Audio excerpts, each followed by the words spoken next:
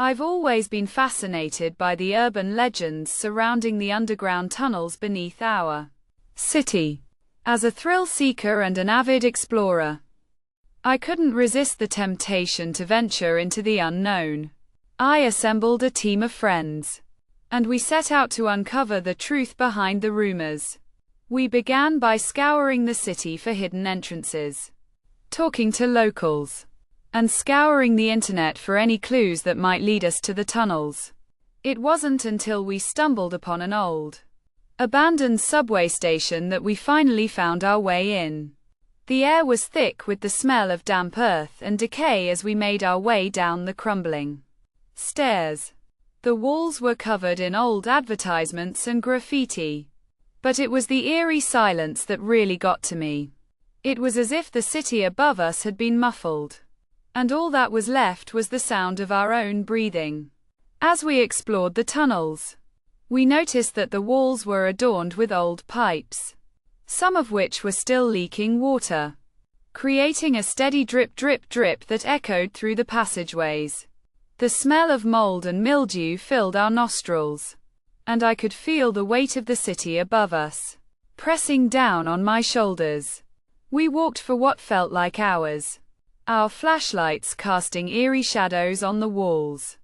The tunnels seemed to stretch on forever, and I began to feel a sense of unease. It was as if we were being watched, and the feeling only intensified as we delved deeper into the tunnels. Suddenly, we stumbled upon an old, rickety bridge that spanned a deep chasm. The bridge creaked and swayed beneath our feet, and I couldn't shake the feeling that we were being herded towards some unknown destination. As we crossed the bridge, I noticed that the walls were covered in strange symbols, etched into the stone in a language I couldn't understand. They seemed to pulse with a malevolent energy, and I felt a chill run down my spine. We continued on, our hearts pounding in our chests, until we came to a large metal door. It was covered in rust and cobwebs, and it looked like it hadn't been opened in years.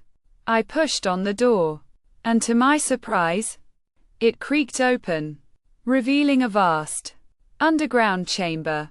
The room was filled with old, abandoned machinery, and the air was thick with the smell of oil and grease.